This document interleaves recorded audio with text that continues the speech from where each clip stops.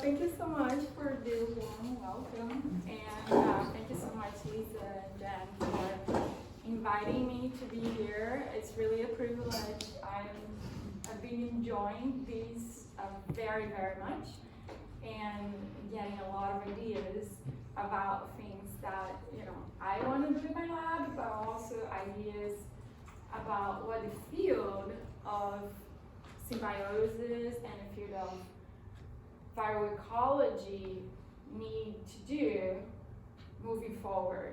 So thank you, all of you, for the discussions. I look forward for more of that in the next couple of days. And some of you here have already seen some of these slides, so I apologize for the repetition. I hope that I put some of them in a little bit of a better context during the seminar. Okay, so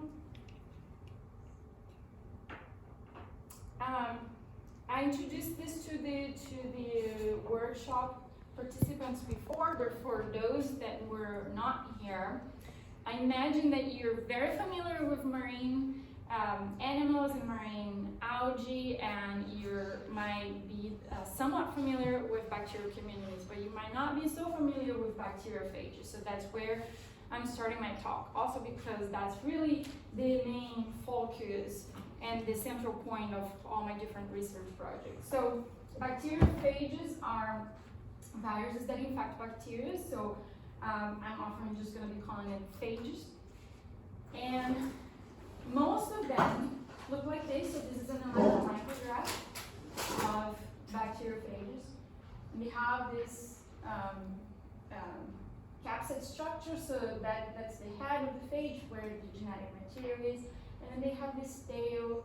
You can see here some of the tail fibers that they use to recognize the bacterial cell that they infect. And this type of phage here in the picture is a double-stranded DNA virus. And these group of viruses, double-tailed, double-stranded DNA viruses, are the most abundant viruses in the planet. And when I say most abundant, it's like by far 95% of all the viruses in the planet. They are the most abundant viruses in marine environments. They are the most abundant viruses in your gut, everywhere we look at. So most of my work is focused on these group of viruses, and most of the things that I'm going to be showing you here today are about them. And we've known that they exist for over 100 years, and then in the late 80s and early 90s, we started finding out that, one, they are extremely abundant in marine environments, and they kill bacteria a lot. So then there are these estimates of viral lysis of bacteria. So the phage finds the bacterial cell in the marine environment, kills it, and kills at a rate of 25 to 50% of the newly produced bacterial cells every day, right? So that is an enormous amount of microbial biomass that is turned over, and this microscopy picture here shows this cell here is covered by viruses, and then here it's after the cell dies and releases those viral particles, and you have this biomass that now becomes part of the dissolved and particulate organic matter pool, right? So you have this biogeochemical cycling of carbon, phosphorus, nitrogen that is being driven by this viral infection. So then, since then, we started recognizing this importance of viral infections for the marine ecosystem, and there has been a lot of studies about how abundant these viruses are, how frequently they are killing these hosts. And I am particularly interested in what has been happening in coral reef ecosystems. So coral reefs are very interesting because, contrary to the open ocean, where most of the primary production is in the water column, in coral reefs, most of the primary production comes from the benthos, right? It comes from photosynthetic organisms associated to the bottom, like algae and corals. And this is really, really high. We're talking about really high rates of photosynthetic production. And in a nice pristine reef where you have lots of corals, you have a very large fraction of the total primary production, about 20% that gets released in the overlying seawater. and that organic matter is then consumed by bacteria. During the process of coral reef degradation, and then here I'm being agnostic about the cause of degradation. We're just talking about, we have loss of corals, and then these fleshy algae here are taking over the reef. When that happens, you have a significant increase in the amount of organic matter that is released in the water because these algae just produce more organic carbon, and they release a larger fraction in the water column. And then you have an increase in the consumption of that organic carbon by bacteria, accumulation of bacterial biomass. That's what we call the microbialization of coral reefs. And then, of course, coral reefs are undergoing a lot of stress and degrading all over the world, and this is being followed, or the process of microbialization is happening at the same time. So I've been asking, what is happening in the viral community in these reefs? Are these viruses killing the bacteria at higher rates when you have this microbialization process, or at lower rates? How much of that organic matter that is now being consumed by the bacterial community is being turned over by viruses? So I've been studying this question since my PhD, but the work or the results that I'm going to share with you today come from this data set that I compiled more recently, where we had the opportunity to join the Pacific ramp cruises that Manoa implements every year. So these are reef monitoring, assessment and monitoring program. And what Manoa does is they visit hundreds of reef sites across the whole Pacific Ocean. So here we have the Marianas, here we have the whole Hawaiian archipelago, the main and the northwestern islands, Central Pacific and American Samoa. And NOAA has been monitoring every year the amount of live coral, the amount of algae, fish biomass in different trophic groups and so on. So for a few years, we were able to tag along them and also quantify abundance of bacteria and viruses from these same reefs. So now with this super powerful data set, that in this case for the combined data set, we have the data from 2012 to 2014, so just keep that in mind. And I did some statistical analysis using some non-parametric models, so statistical learning here. And what we see is when we try to predict coral cover using all these variables, the variables that are the most important predictors are, number one, turf algae. Not surprising, so turf algae are directly competing for substrate, for a space on the bottom of the reef with corals. Coming second here, we have viruses. We have viral abundance, and that was a very big surprise. In our data set, I actually expected bacteria to be more important than viruses. Following that, we have two other groups of algae, microalgae and CCA, and then we have bacteria still as a significant predictor, and then only after that we have herbivores, so the other fish groups that we analyzed and water chemistry did not come out as significant variables. That's why they are gray here. Okay, so viruses seem to be important. This analysis is not showing us what is the shape of this relationship, right? How more viruses or less viruses goes with more carbon. So that's what we are looking at here. So in this case, we have a contour plot, right, a projection, where viral abundance is in the x-axis and bacterial abundance is in the y. So before we think about the carbon, right, so if we just drew up a line here across this diagonal line proportional, if you're above that diagonal line, that means that you have more bacteria relative to viruses. If you're below that diagonal line, you have more viruses relative to bacteria. So what do you see? Where do you have more corals? In two circumstances. In the first one, wherever you have low bacterial abundance. Okay. The second one, in which you have any bacterial abundance, but you have relatively more viruses. So in this case, if you think about it as the virus per bacteria, so the virus to microbe ratio being an indicator of the predation pressure that these viruses are exerting on the bacterial community, we are having a relationship, a positive relationship between coral cover and the virus to microbe ratio. So that was interesting to see. And we also tested how this virus to microbe ratio that I mentioned to you, so it's not just the viral abundance now, it's that the ratio of predator to prey, so the predation, you can understand this as a predation pressure that viruses are exerting against different groups of fish, because we were thinking about predation pressure both on the microbial food web and the macrobial food web. And we see this relationship where you have higher coral cover, where you have both high predation pressure in the viral community or the microbial community, and relatively high predation pressure from the fish community, just in this case, just indicated by the predator fish biomass.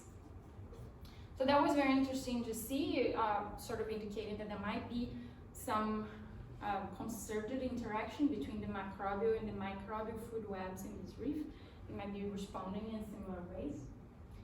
And this action of, or this relationship of the viral predation pressure with coral cover was something that we were able to understand and explain conceptually based on the previous study that we had done. So what we are seeing here are two of the main different types of viral infection that these viruses can display.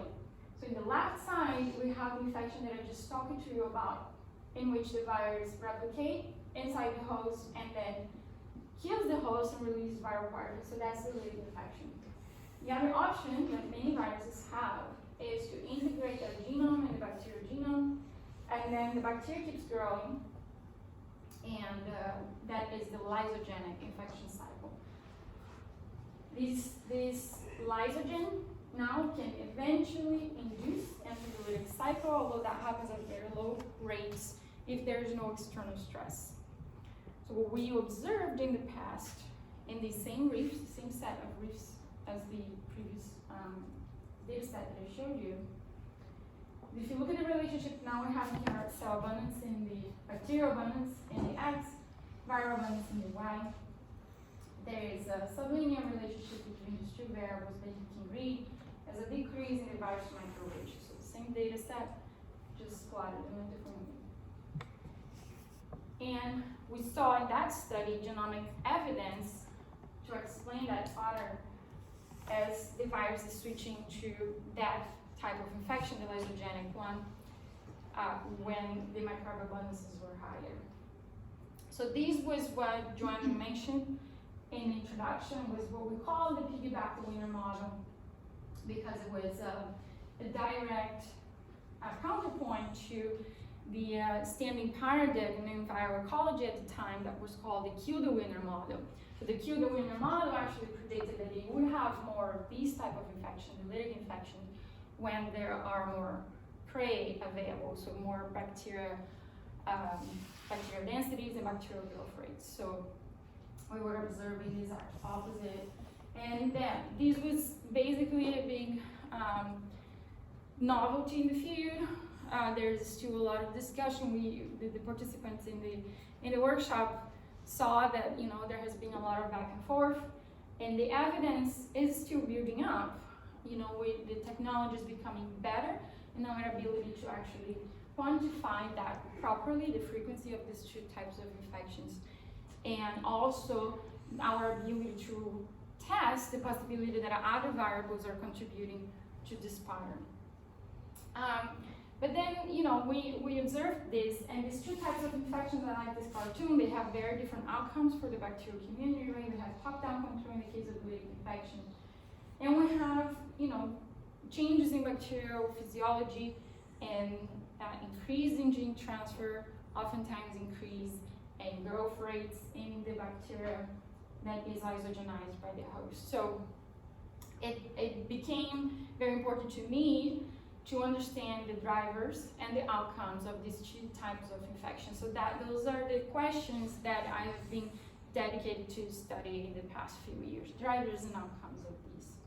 So first I'm going to show you just a few slides about the ecological drivers. So this is one study that I think will be mostly relevant to the people in the workshop about how we have been approaching this question, what causes it. And it's a different sort of thinking, because it's a very ecological thinking and not evolutionary thinking, which is what you saw yesterday with John's model. So in this case, I started with what we knew from model systems that we can grow in the lab. So this is an E. coli cell, and it's covered by this phage around it. So we call this as a high multiplicity of infection. So you can artificially put a lot of viruses per bacterial cell in a test tube and increase what we call operationally the multiplicity of infection. And when you do that, these viruses undergo lysogenic infection, not lysis. So multiplicity of infection is the best understood driver of lysogeny in model systems in the lab. So I started from there, and I asked the questions: do co-infections by multiple viruses happen in the environment at all? Is this possible? Or is it that, if you go out there in the reef, it's so dilute and there's such a high diversity that two viruses are never going to find the same host at the same time? So that was the question. We had no idea. So collaborating with Tony Luki, who is a physicist, in this very simple model to quantify the frequency of co-infections in natural microbial communities. And in this model, we have this infection rate for each bacteria that is defined by this parameter that takes into account the encounter rate between the phage and the bacteria and the infection efficiency. So this is basically the absorption rate. And that is multiplied just by the abundance of that phage, the frequency of that phage. And then here's the key term that we added to the literature, right? At this point, the modeling of these bacteriophage interactions were not taking into account this term, and we've been discussing that during the workshop, which is the commitment time. So what happens here is that the second phage infection needs to happen within a time frame for that to make a difference in the decision of the first virus on whether it's going to commit to lysis or lysogeny. And that has to do with the transcriptional machinery that will repress genes related to lysis or lysogeny. So there is that commitment time. That commitment time is a function of the bacterial growth rate, because it is, as I said, dependent on the transcription rates of the bacteria. So if we include that here, together with our infection rates, we can get just an estimate of how often these co-infections are happening. So we did that, and we populated this model with parameter values that we observed in complex microbial communities. So not in test tubes, but in complex microbiomes. And that was key. So to be able to do that, we had to restrict our study to marine and gut microbial communities, because that's where we had data from. So we have, absorption rates, we have abundances, we have growth rates, actually not in this graph, and we have the diversity of these microbiomes. So we populated these parameters, so we distributed the parameters basically randomly in these simulated microbial communities, and the probability of lysogeny was a function of the number of co-infections in a very simple way. Well, the first thing that we observed was that, of course, the number of co-infections is a direct function of the multiplicity of infection, the operational one, which is just the number of viruses divided by the number of bacteria. But the exact number where you rely on that relationship will, of course, depend on your absorption, will depend on your commitment time. So you can sort of gauge where you are in that curve, and if you're above this line here that is indicating a COI number of 2, which is an actual co-infection, and you can compare things like, where does lambda and E. coli fall? Well, lambda and E. coli is this white line here, which is very close to the upper limit of all the ranges of absorption that we see in the environment. Meaning, if we take lambda as our model, we're working at a very high upper limit of this. Now, for the commitment time, lambda falls completely out of the ranges that we observe in the environment. And why? Because of course, no bacteria in the natural environment grows at a 20-minute doubling time, right? So the commitment time of lambda in the lab is 5 minutes. That just doesn't exist in nature. So that was interesting to see. And we saw some interesting features, like the difference in contribution of different bacteria phage pairs in the community to the overall levels of lysogeny that we observed, and the contribution of different parameters in the model, like the phage concentration. So that's sort of what you would expect.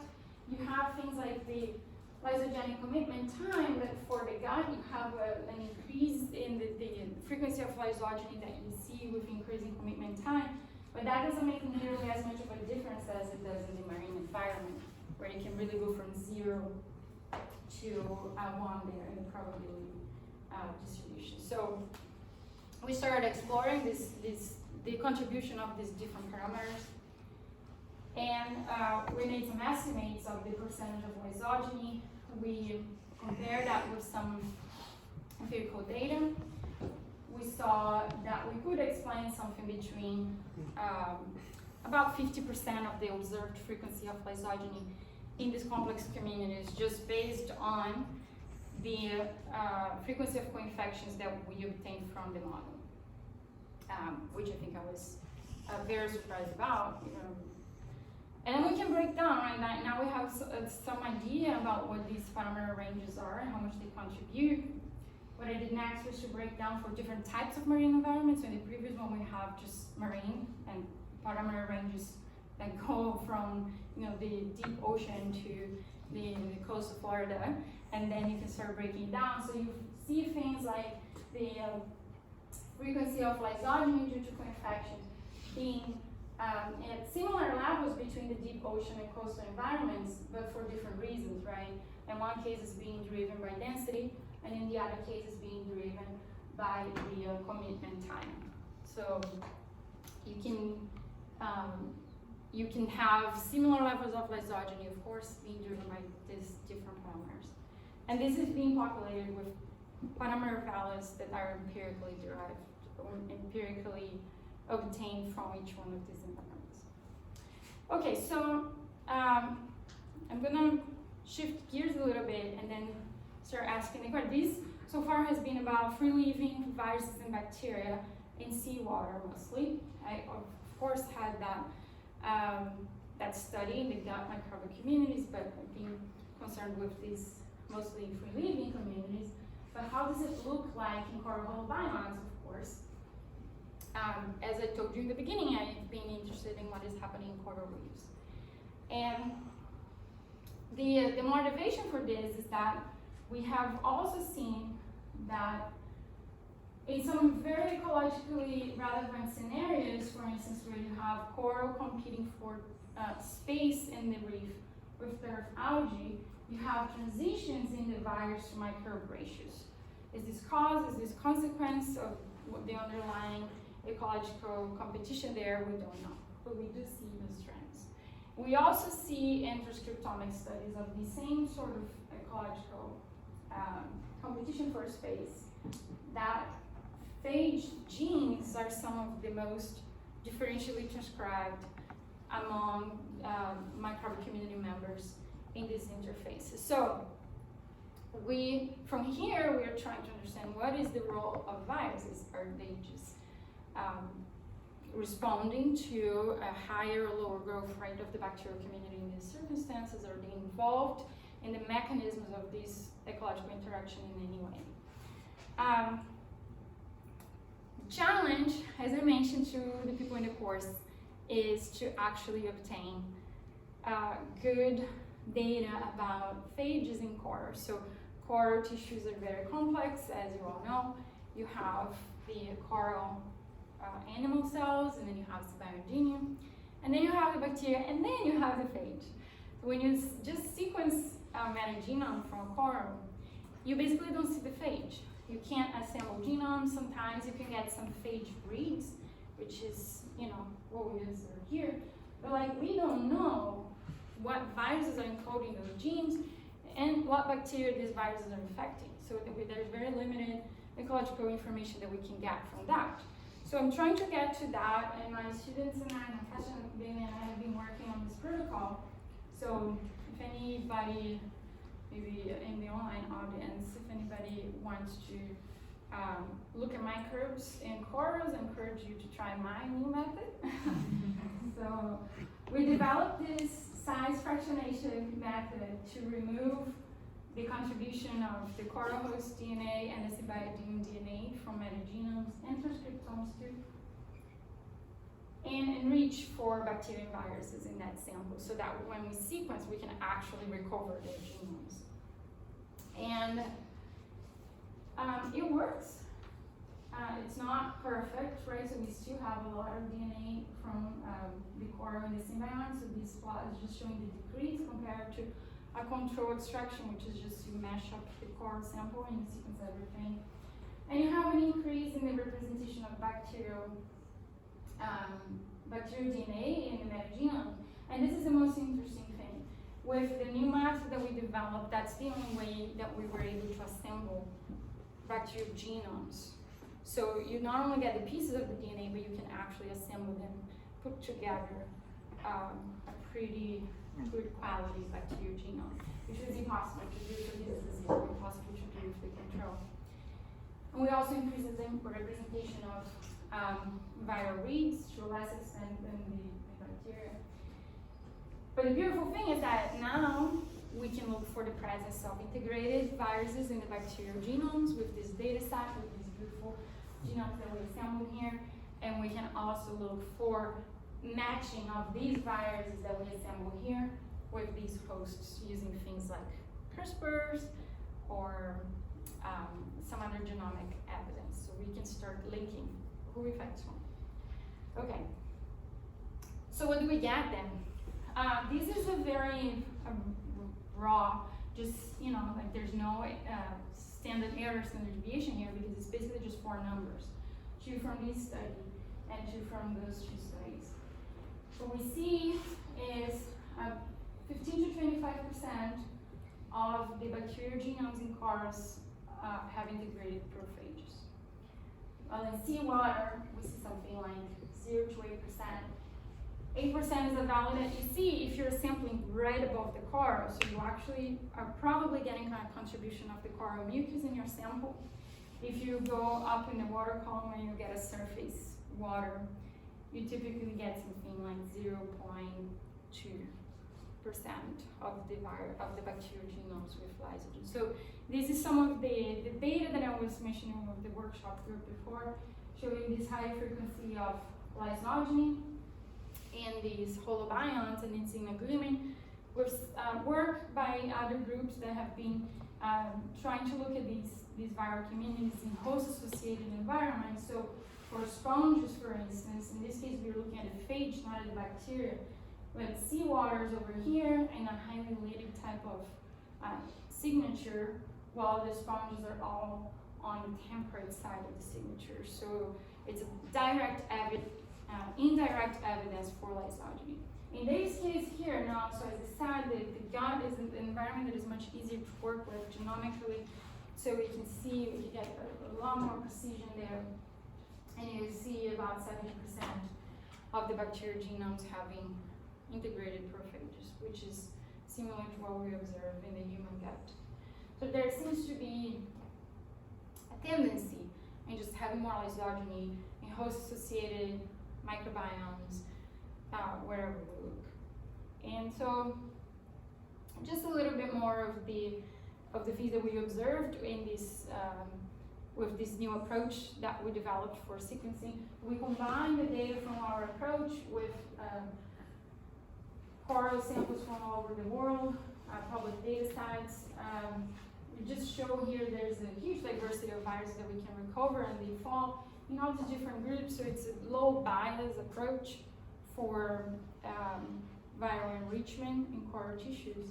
And we can start pinpointing things like which bacterial groups are more frequently infected through lytic and lysogenic infections, right? So CRISPRs can be a signal of past infection. Typically, CRISPR elements they tend to not happen against temperate virus, the one that's lysogenized, because they create a problem of autoimmunity. So you tend to think about CRISPRs as protection against lysis, and integrated provirus are just showing lysogeny. And you see that alpha proteobacteria are overrepresented in both cases compared to your baseline. So alpha proteobacteria and corals are being targeted for viral infections of both types. And that includes Endozoicomonas, which is an important coral symbiont that has emerged in the past decade as an important member of the microbiome for sulfur and nitrogen cycling. And then you have groups that you would expect to have higher representation in the provirus group, for instance, like gamma protobacteria. And that's not what we observe at all. They are at similar levels in that group compared to the baseline, which was a surprise for us. I mean, I showed the workshop group this image before. So we started looking at what types of genes these viruses are encoding. And this figure is showing the sets of genes that viruses in seawater and viruses in coral are encoding, that when they infect a bacterial host, they have the potential to modify the bacterial metabolism, therefore the bacterial physiology, the bacterial ecology. Some of these genes are similar, some of them are different. And you have a very strong dominance of those two genes, the red ones there at the top, which are methyltransferases. So even though we have much higher sampling effort here in the coral, we have a much lower diversity of metabolic genes that we observe in these viruses. So we don't know exactly what is happening there, what is the exact function, but we know that these methyltransferases can be used by viruses to modulate transcription of genes in the bacterial host. So that would be something to evaluate experimentally in the lab once we have some of these viruses in culture. And these are genes that are characterized as virulence genes. So these are genes that have been experimentally demonstrated to be somehow involved with pathogenicity of bacteria, so ability of bacteria to cause disease in an eukaryotic host. Some of these genes may not be directly involved in pathogenicity, and therefore they have been called in the literature symbiosis genes in the cases where they are not involved in pathogenicity, but just some sort of association between bacteria and eukaryotic hosts. And we also observe this different set of genes in the viruses that are in the coral and the viruses that are in seawater. So in this case, the corals have a lot more of these types of genes. We just did this sort of like network analysis to pinpoint some viruses that might be important either because of the genes they carry or the host they infect, and then they might be these vectors of lateral gene transfer in the community. So we did this typical network analysis of centrality and connectedness and so on that we don't have to worry about. I'm just going to give you a couple examples of, just the biology here, what might be happening underneath. So out of that network, we pulled out some of those important or keystone viruses in the network. And here's an example of one of those that has those methyltransferases. So it has free methyltransferases in one genome. So this is across the top is the genome of the virus. It's a virus that infects this bacteria in this coral host. Has a CRISPR link with the host, indicating that it's probably a virus that does lytic infection of that host. And these methyltransferase genes might be regulating gene expression, right? But the cool thing is that in addition to that, this virus has this rail gene and this other gene here that both participate in bacterial quorum sensing, both the production of quorum sensing molecules and the ability to sense those molecules, which means that the virus might be hijacking the quorum sensing machinery of that bacterial host to, well, I don't know for what, but you know, we're starting to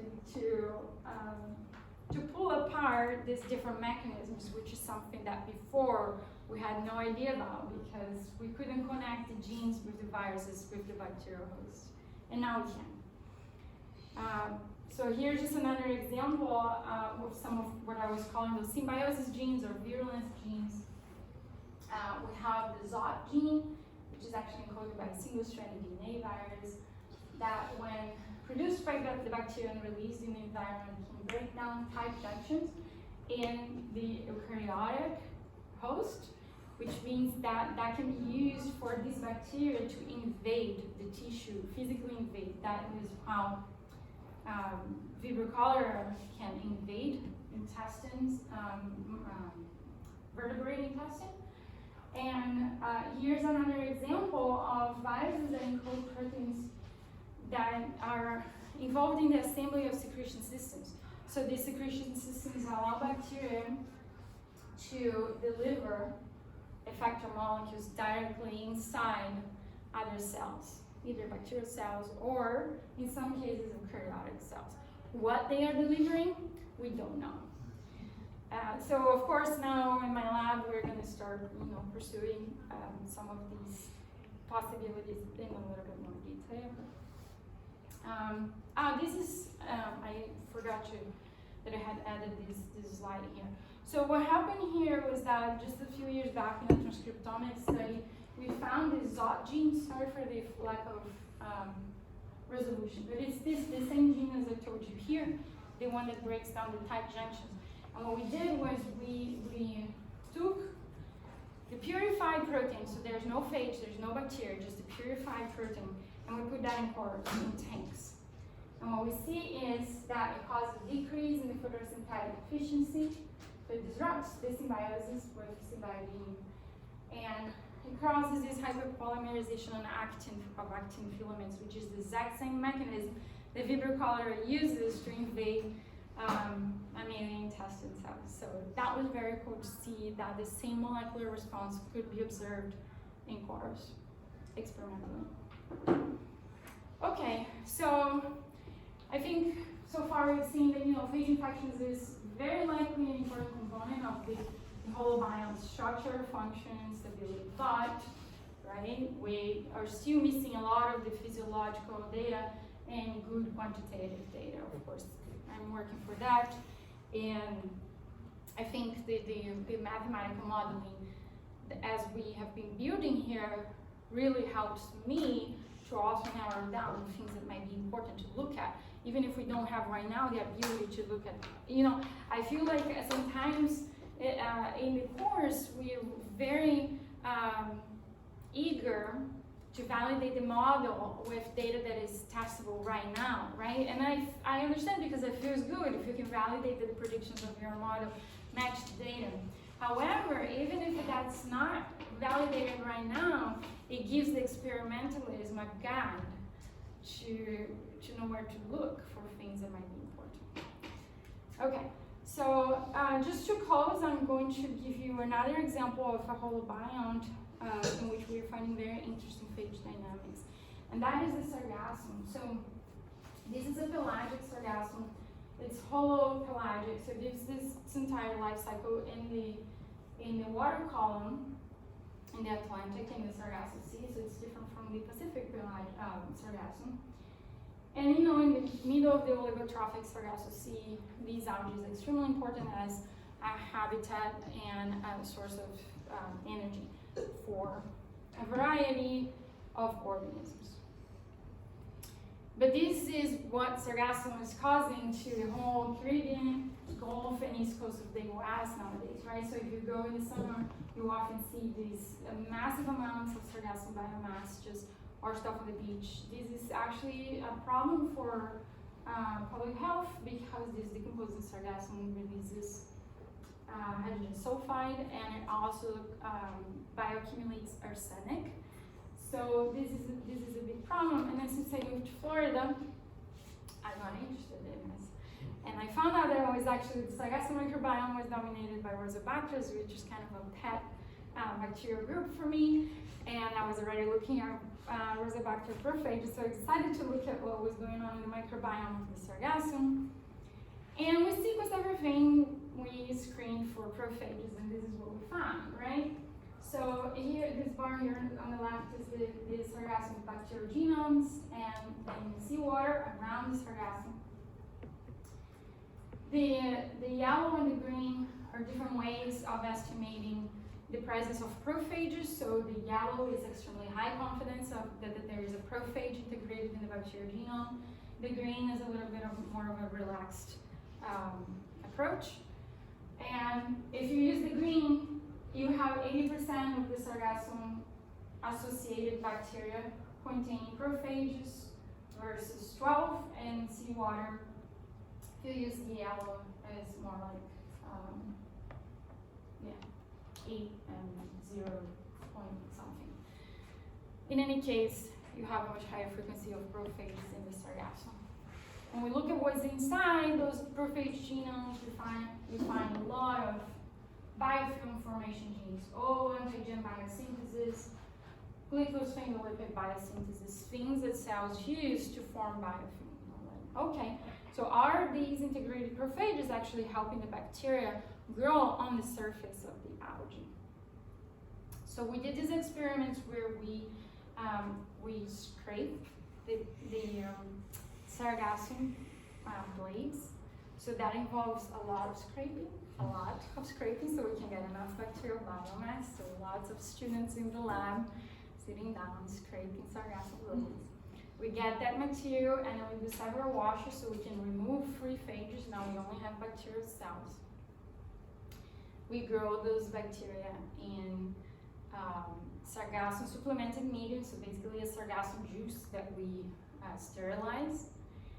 And then we observe their ability to form biofilms. So they love to form biofilms.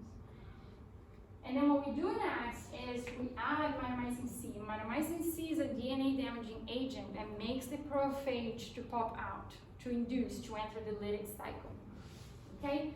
When that happens, you have a decrease in biofilm formation. So here the y-axis is this, just the way we were measuring biofilm formation, which is the crystal highlight assay. And we see much lower levels of biofilm formation in mitomycin C induction assays or treatment compared to the control treatment. That difference decreases after a while because, of course, the bacteria picks up and grows again. But that showed us that those prophages are inducible and they are possibly involved in the ability of these bacteria to form biofilms on the surface of the algae. So the next step is to take those prophages and infect bacteria that are not good at forming biofilm, and then see if they can become better at forming biofilms. So that's what we're working on right now. Okay, so I am hoping that I was able to communicate that viral predation pressure is an important predictor of live coral cover in Pacific coral reefs, at least for that time period where we looked at. I don't know how it's looking like now. That was quite a while ago, 10 years ago. And then number 2, that coral-associated phages have this genomic potential to modulate both bacteria and bacterial eukaryote interactions at the molecular level. And then finally, that the sargassum microbiomes are heavily enriched in prophages that may be involved in biofilm formation. And yeah, this is my lab right now, and we're recruiting. So if anybody is interested, and that's it. I'll take any questions.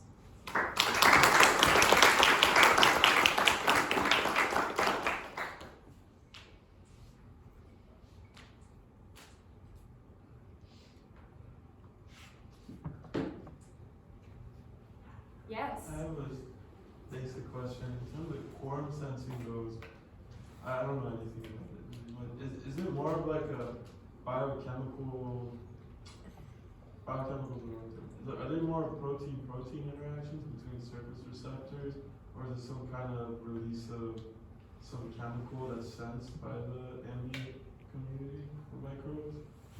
So like, what's the mechanism there? So there are different types of molecules involved in quorum sensing. They're typically these, how are they called? I'm sorry, Cynthia, could you repeat the question? Yeah, so the question is if the quorum sensing mechanism is mediated by direct cellular surface receptors, right. or by a molecule that is released in the extracellular environment. Exactly. So for the most part, they are releasing this extracellular environment. So there are these acetylserine homolactone group of molecules that several different bacteria can produce, and they have these receptors. So these can cross the membranes, and then the neighboring cell also has the receptors. So that will be able to tell the density of the bacterial community. Yeah. But I think, like if you live in a biofilm, you may not need that, because you might have direct cell-to-cell contact. Yes. Yes. So I have a question that's really almost off topic, if you will. So on the sargassum, the sargasso seed is contained in a gyre, if I recall correctly. Right? And I'm wondering if, this is just conjecture, just wondering if global warming has weakened that gyre, and that's the cause of the gyre spilling off the sargassum, which is landing on the Florida coast. Yeah, so that is a very good question. I don't think that anybody, okay, let me go step by step. The sargassum that is arriving in the Caribbean and in the Gulf and East Coast of the US is actually not coming from the Sargasso Sea. Oh. It is coming from what they call the Great Atlantic Sargassum Belt, which is mostly a region across the equatorial Atlantic, all the way from Africa to South America. And this region seems to be highly influenced by the outflow of the Congo River and the Amazon. Yeah. So this Great Atlantic Sargassum Belt has been growing a lot in the past 10 years. Now, how did the sargassum move? How did it leave the Sargasso Sea, the gyre, and start colonizing that region is not clear.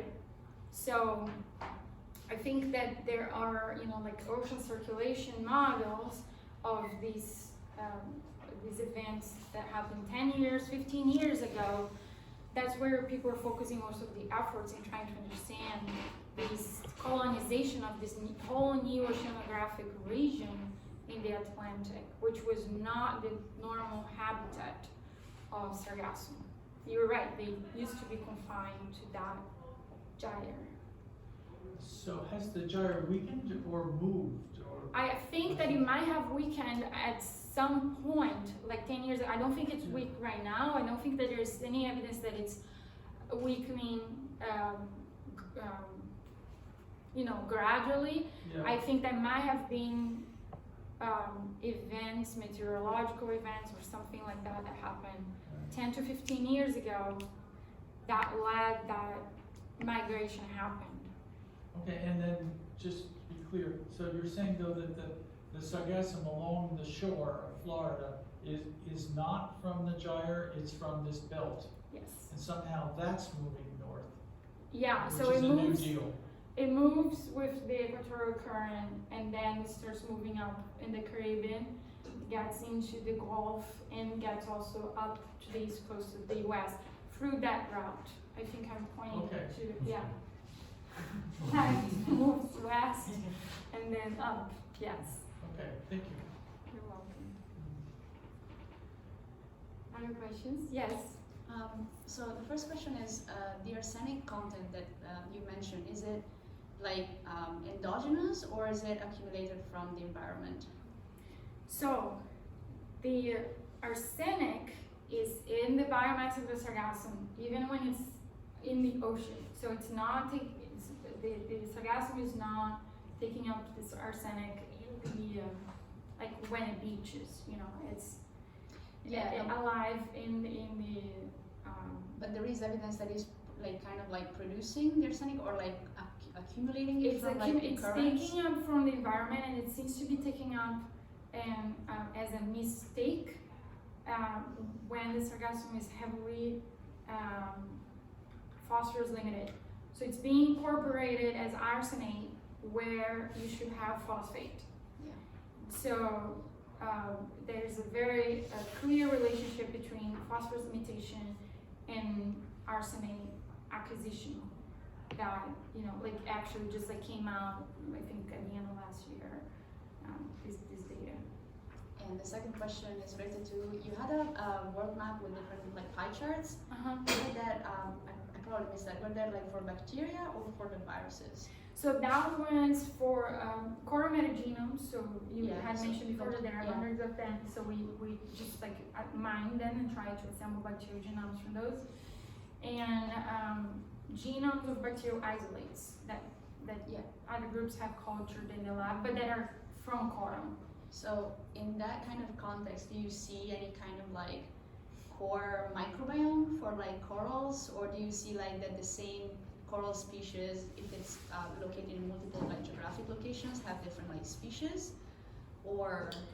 We actually didn't test for the bacteria that we assembled that were like we completely, you know, Olympically jumped over the bacteria. But we looked at it for the viruses, and it was just extremely variable, and more the composition of the virome varied more strongly with the study, basically. So like, Yeah, so big study. yeah. but, So it varies with oceanographic region, with core species, but because all of those things are co-vary with, you know, what is the study.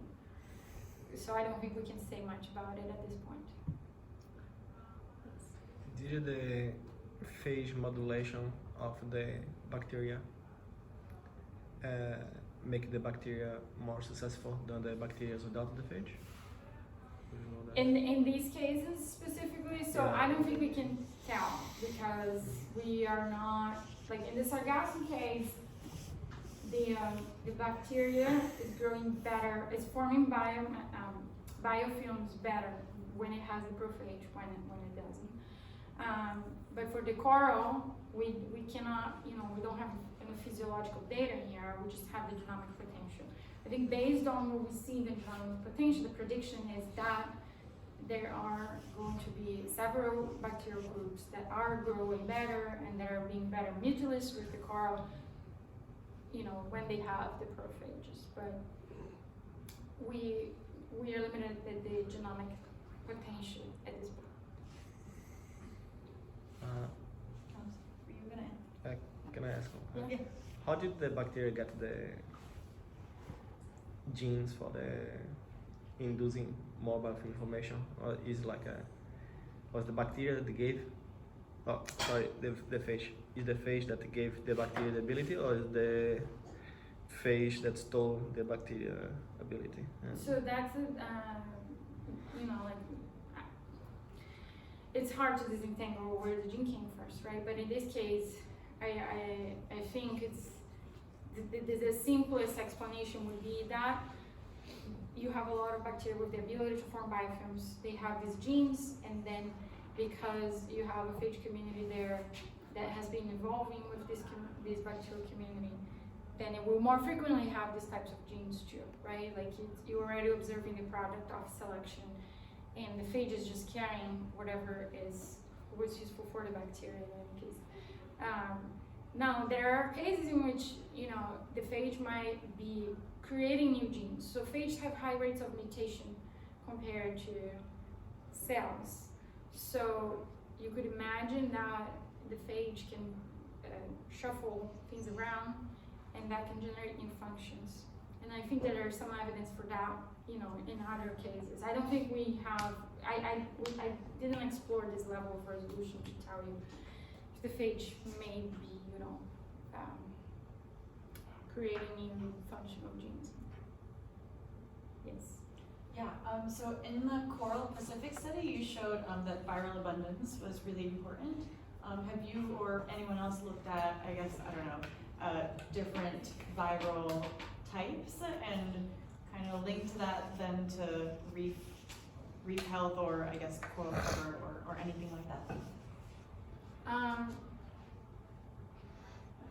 Forever ago, there were a couple of studies that tried to do that, but as I mentioned, like at that point we couldn't assemble genomes. Okay. So we had like bits and pieces here that basically showed that there were different assemblages when you have, let's say, in a tank experiment, corals that die and corals that are doing fine, or in this same study I had virums, right? The piggyback the winner study, the 2016 one, and the viral community seems to be different, but I didn't have genomes. I only had bits and pieces. So I think that I could say that that's to another question. Thank you. Anyone else? Anything online? Nobody online has a question. But okay, if nothing else, we should thank our speaker and